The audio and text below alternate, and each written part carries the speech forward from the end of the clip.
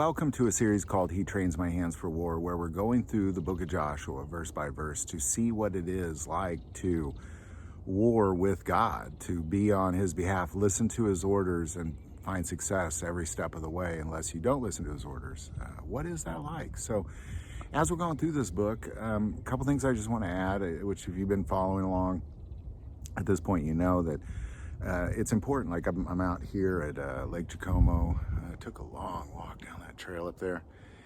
And, you know, for me, it's not just about preparing spiritually. It's about physically as well, because if you're going to be a part of the war of the saints in the end times, you have to be physically ready as well. So I recommend you get out, walk, work out, any sort of training you can do, that you do. I believe that most Americans are not ready for a time of trouble physically at all. So I just want to add that. Now, where we're at in this story is Israel had found great success in Jericho, of course, and all of the bounty, all of the riches that came from Jericho went into the temple of the Lord.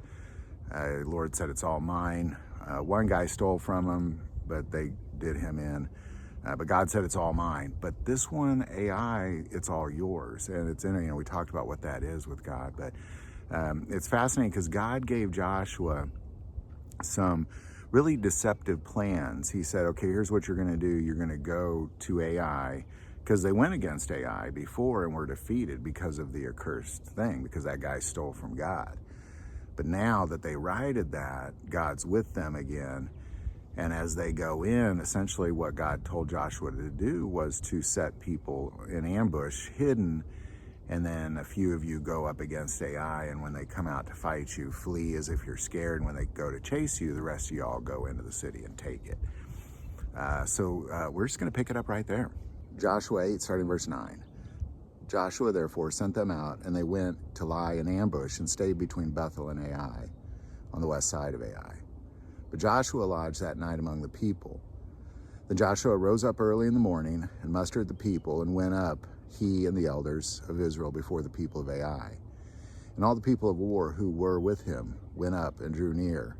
And they came before the city and camped on the north side of Ai. Now a valley lay between them and Ai. So he took about 5,000 men and set them in ambush between Bethel and Ai on the west side of the city. And when they had set the people, all the army that was on the north of the city and its rear guard on the west of the city, Joshua went that night into the midst of the valley. Now it happened when the king of Ai saw it, that the men of the city hurried and rose early and went out against Israel to battle, he and all his people, at an appointed place before the plain. But he did not know that there was an ambush against him behind the city. And Joshua and all Israel made as if they were beaten before them, and fled by the way of the wilderness. So all the people who were in Ai were called together to pursue them, and they pursued Joshua and were drawn away from the city. There was not a man left in Ai or Bethel who did not go out after Israel. So they left the city open and pursued Israel. Then the Lord said to Joshua, "Stretch out the spear that is in your hand towards Ai, for I will give it into your hand." Joshua stretched out the spear that was in his hand towards the city. So those in ambush arose quickly out of their place. They ran as soon as he had stretched out his hand, and they entered the city and took it, and hurried to set the city on fire. When the men of Ai looked behind them, they saw that, behold, the smoke of the city ascended to heaven. So they had no power to flee this way or that way. And the people who had fled to the wilderness turned back on the pursuers.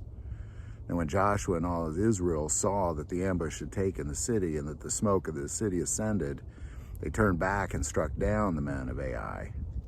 Then the others came out of the city against them, so that they were caught in the midst of Israel, some on this side and some on that side. And they struck them down, so that they let none of them remain or escape. All right, I'm going to pause there for a bit, because it's important that we see really this detailed plan that God lays out to Joshua about deception, really, about going, oh no, we're scared, let's run, just so we can send you away. You know, you're going to think you're beating us, So you're going to flee after us, so you can just end this whole Israel problem right once and for all.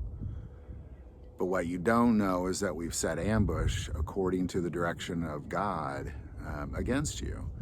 And once you come out, then we're going in. And then once you realize what's happened, we're coming back.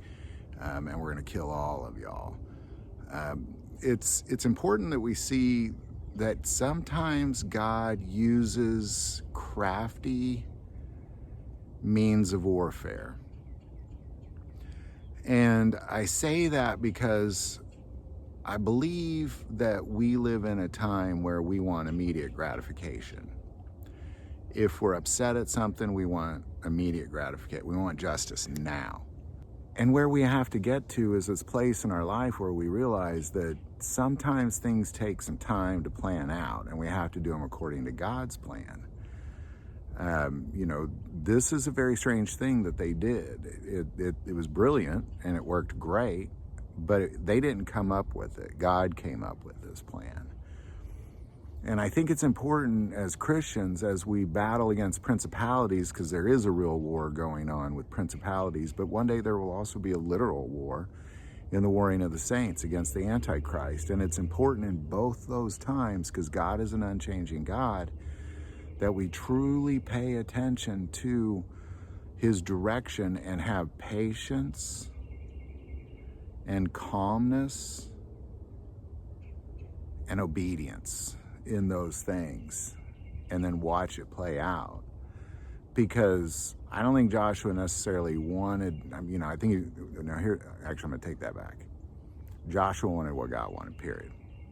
I'm just saying, I don't think, what I'm going to rephrase that is, I think most Americans would not like the idea of going up against their enemy and running as if they're scared, so then others can draw in. We want immediate gratification. We just want to go up against them head on, full force, is the general thought process of many Americans, and that would not have been successful. They tried that before and failed. Now, again, God made them fail because they had an accursed thing.